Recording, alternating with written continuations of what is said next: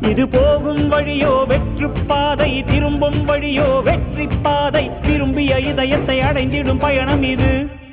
கடல் தாண்டும் பறவைக்கெல்லாம் வழியில் மரங்கள் கிடையாது. ஆனாலும் கண்டம் தாண்டும் சிறகுகள் வலிக்காது. மலையேறும் எறும்பின் கால்கள் வெயிலை மிதித்து உடையாது. மனதோடு காதல் வந்தால் மனிதா தடையேது.